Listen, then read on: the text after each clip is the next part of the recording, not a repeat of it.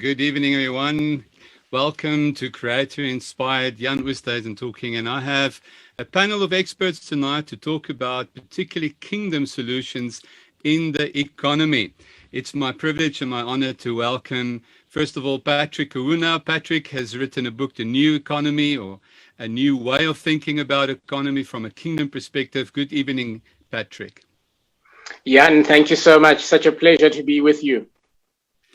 And then we have on the left side in the corner, we have Dr. Jack Amour. He is an agri-economist from Agri SA, or then from Agri Free State rather, and he's located in Bloemfontein and been involved with several kingdom initiatives, and particularly, I think, networking and gathering all these kingdom initiatives all around the country. Welcome, Jack. Thank you very much, Jan. Thank you that I can be here. And then we have Dr. Arno van Niekerk. We've already introduced him last night, that we were talking about an initiator, a kingdom builder, a bridge builder, networker in South Africa towards kingdom solutions. Dr. Arno van Niekerk, welcome. Hi, Jan. Hi, everyone. Nice to be with you. All right, guys, we've done a bit of an exercise to redo this. But tonight, as I said in the beginning, we have four economists, or three economists. I'm definitely not one, I'm a pastor.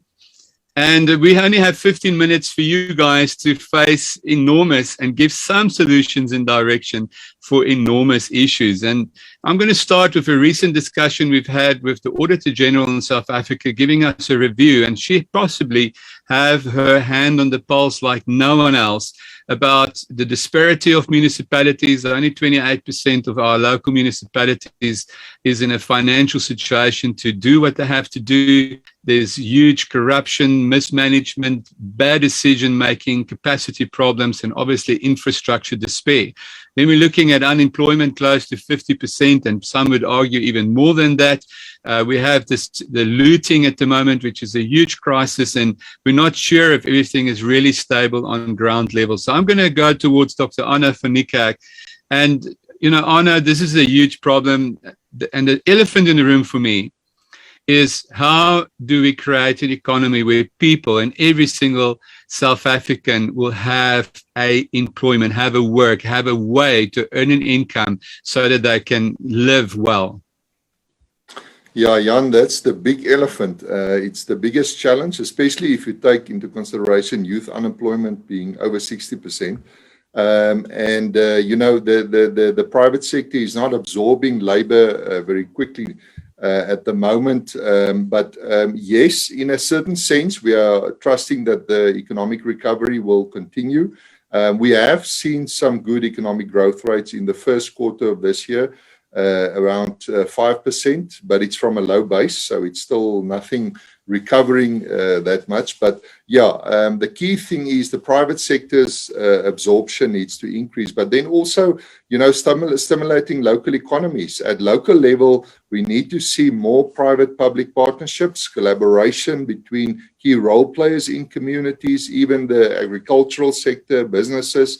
The big challenge, of course, with this Auditor General report's findings is that there's no trust in the government. You know, the social contract is broken, which is a major concern. So, but at least at local level, there are relationships, people know each other. So where there is trust, at least from those bases, you can see and how to include people in the value chain. But it's a challenge, and also how to adjust, you know, your local opportunities. You know, after the networks and people collaborating to provide food, there are some opportunities opening up. So out of that, you know, to look at creating new job opportunities.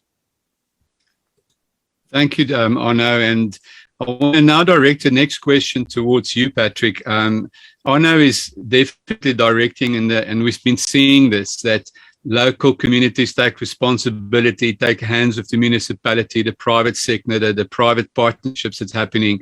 And a word for that you particularly, I've heard talked about, is your local hubs. Just give us some more what you're seeing as a possible direction. Surely this is a big elephant. We're not going to achieve solutions very quickly, but we need to be pointed in the right direction. Yeah, absolutely. And I think when it comes to sort of local hubs, the local economy, this is where entrepreneurship really becomes important. And I think as a nation, we really need to put a lot more emphasis towards raising up entrepreneurs, giving entrepreneurs the necessary support that they need. And that goes all the way even in terms of funding. How do we focus on getting your local small businesses up and running and your SMEs up and running? Because at the end of the day, if you look at almost every developed country, the major employer is actually your SME business. It's not your big conglomerate, it's not your big corporate, it's your SME. So I think we need to really focus on our entrepreneurship sector. We need to have a proper plan around that. I believe government has to put entrepreneurship, maybe even as a ministry, as a government portfolio in itself, so that we can really focus on it, get the banks to open up a lot more funding to the smaller guys. We need to have venture capital. So it's all about focusing on the smaller person and allowing local communities, local hubs to begin to circulate money within themselves so that they can create an ecosystem that actually invests back in themselves rather than money being pulled out of them. It's this whole concept of saying, we need production and we not just being consumers in our local communities. We need to have services and production being created in those places. Thank you for that. I think it's so important, that emphasis on what we would talk in the Bible, in entrepreneurship, the Bible calls stewardship, and that each one of us have received something and how we can steward that in multiplication to others. Jack, I know you've been writing a lot about this, and you've been seeing in the agricultural sector that there's a disparity. I think you actually wrote a whole piece on this between your big mega farmers and then your smaller farmers, and how the smaller farmers are really struggling to get into the value supply chain and into market and getting true proper prices so that they can bring the economy home. And I think there's a lot of negativity about farmers, but farmers being a primary sector in the economy has a lot of people that are dependent on agriculture. So Jack, how can hubs and local hubs help in agriculture? Yes. The entry and the barriers to entry for smallholders, small farmers is really a problem. And it needs to be addressed. But also one needs to accept that not everybody can be a mega farmer. So one needs a balance of smallholders and family farmers and mega farmers. It's a natural progression. So those barrier of entries need to be taken out of the way for a smallholder that's got the skills and got the capacity to grow, to become bigger, to enter the market, to be able to add value, and to eventually become a bigger farmer, bigger commercially orientated farmer in his own right. But then you get, not everybody's made to be a farmer that gets given land. So there are some people that almost need to be taken out of the system to make place, because there's just not enough land for everybody to get into farming. So there isn't really room for kind of subsistence farming or just leaving the land lying idle and stuff. Land needs to be productive and it needs to be used. So the system needs to be fluid, that those opportunities are created. And I think the role of government in this, and also the role of business, agribusinesses and stuff, and the private sector, is to create that enabling environment to work together.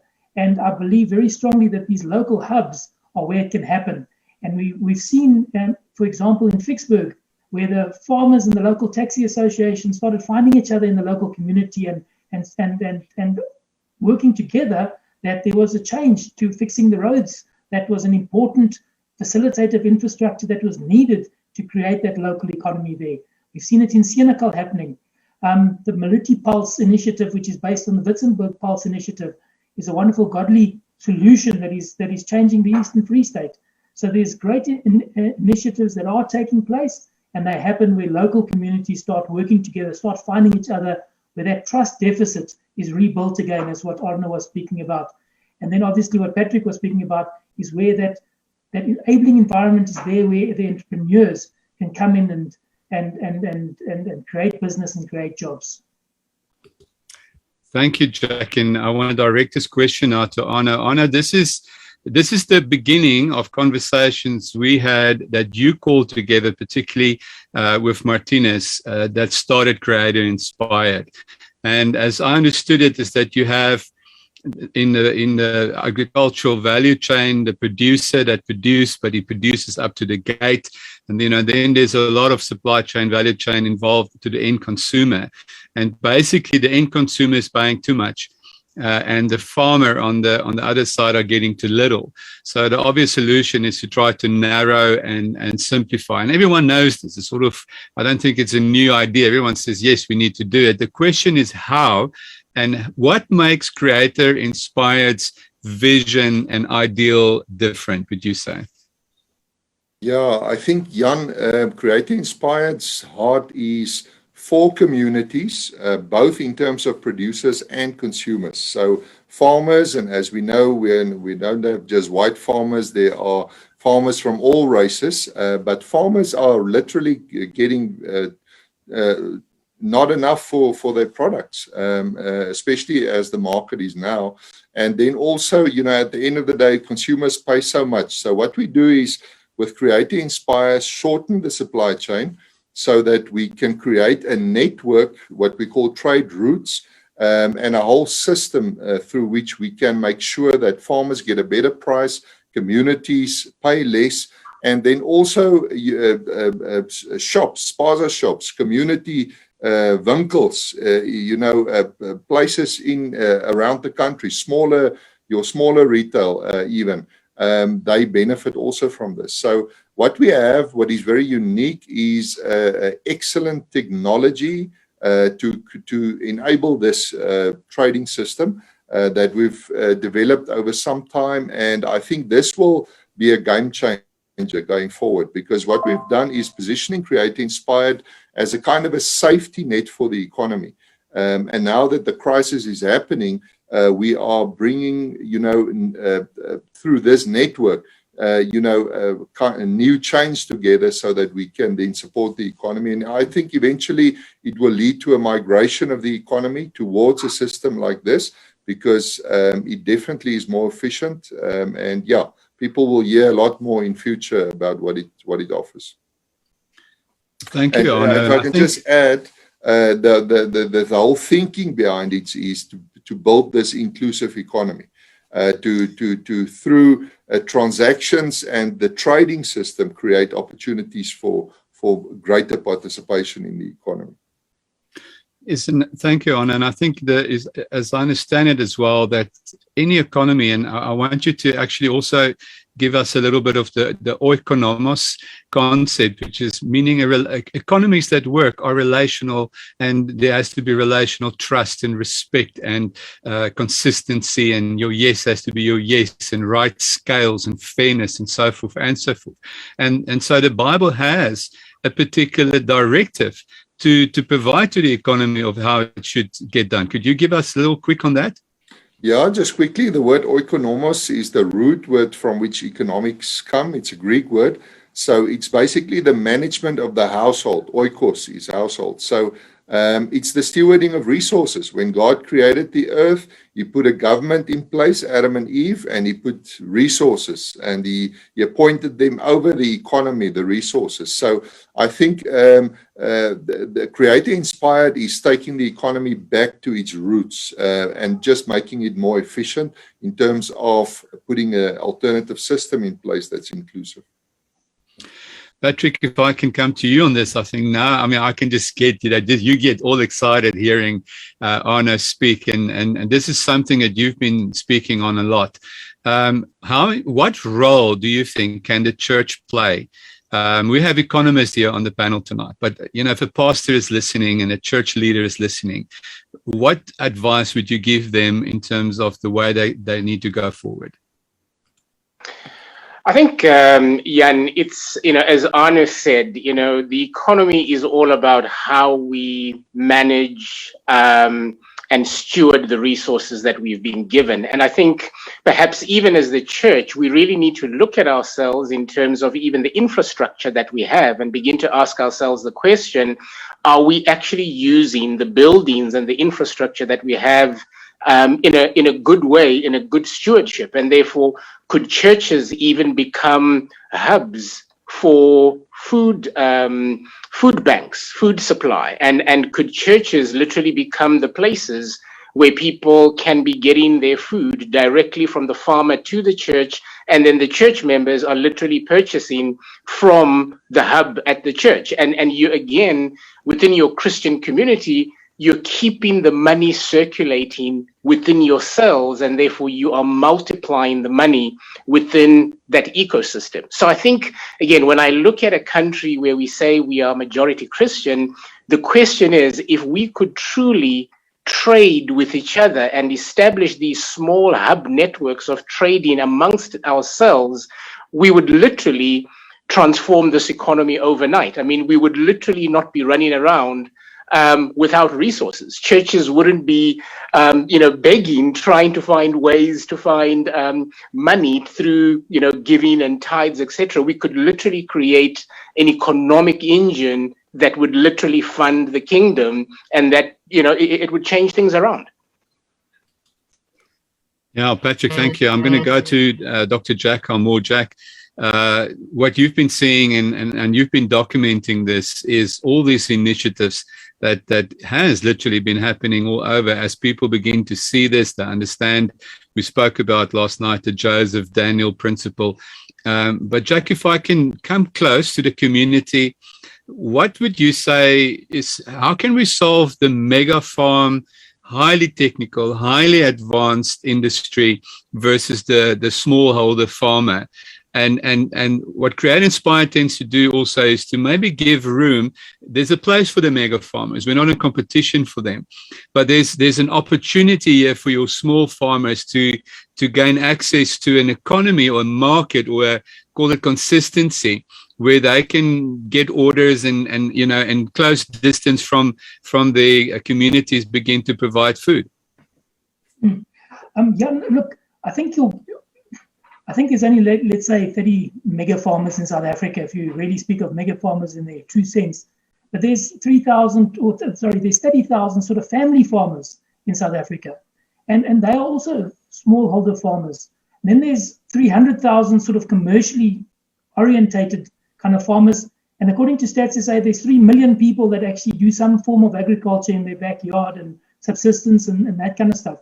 So one in your local community, I think, needs to bring them all together. And to the question you asked, Patrick, about the role of the local pastor, I think that local pastor has a role to bring to be the bridge builder, to bring the commercial, the mega farmer, the family farmers, the new smallholder farmers, the commonage farmers together, to sit around one table and to speak to the municipality and to bring plans onto the IDP and to hold that municipality accountable. The Auditor General cannot sue another state department. So the Auditor General as a state department cannot sue another state department for not doing their work. Active citizenry needs to do that. And I'm not just saying we need to sue, but let's rather work together with the municipality, put in proper plans into the IDP, hold them accountable and help them implement those plans, and that it's a communal plan, that we all buy in, that we all make sure this plan works at our local level. And when the plan works, there's a clean audit because there's accountability, there's transparency, and that way we unite a community at ground level to work together, all the different sectors to work together. And once everybody's working together, then there can be a more equitable redistribution of wealth, and the community builds up. And then it addresses the crime issues, the rule of law, the ethical governance issues, the safety and security of our citizens. When we're all working together, when we know each other, we trust each other, we look out for each other, and then we eliminate our crime problems. So all those problems that we got, I think, can be addressed by the pastor being the kingpin, the bridge builder, to bring everybody together and to work together with the municipality to bring the change that we need. Man, I'm so glad we're recording this and that this is going out. The way you've articulated Jack, is just brilliant. Arno, if I can, I'm going to give you guys an end thought. But Arno, I got to know you with the concept of blueprints. And if you could quickly just give us, the scope of the blueprint concept and how this can help communities. Yeah, Jan, basically it has to do with really kingdom principles that God has given us in His Word that we can apply in the economy, in education, in government, everywhere. But it's really the principle of, you can also pick it up in Hebrews 7 verse 7, where it's those who have more who serve the lesser. So the heart of this is a nation that serve one another. And I believe God is awakening this. He's awakening the church, the body of Christ, exactly what Patrick and Jack said. There is an awakening, but let's do it in an organized way. Let's get organized. We have networks. We have systems in place in terms of the church and the body of Christ. Just collaborate more. And let's do it in a meaningful way so that it creates economic value. Thank you. I'm going to end off by giving you guys a few seconds to just give a last thought. I think what we're saying tonight is the economy cannot stand loose from theology, and theology cannot stand loose from economy. They mutually need to be reunited and can help us redirect how God sees an economy where we can get that mutuality. So, Patrick, if you could, last thoughts, and I'm just going to point to you and name your name, and then you next. So, Jack, you after Patrick, and then Arno, if you can give us concluding words. Patrick. Yeah, perhaps just to agree with what you've just said, and just to say, the Bible is the greatest economics book, business book you can ever find. From the very first time God speaks to man and He says, be fruitful, multiply, be full, that's actually an economic mandate. He's giving mankind an economic mandate, and He carries on with that economic mandate throughout the whole Bible until we are in this place of victory in Revelation. So all I can say is, if you really want to understand economics and business, it's all there in the Bible. Jack? From my side, in the context of the looting and the youth unemployment that's standing at 75%, which is so scary. Ephesians 4 verse 28 says, let the thief no longer steal.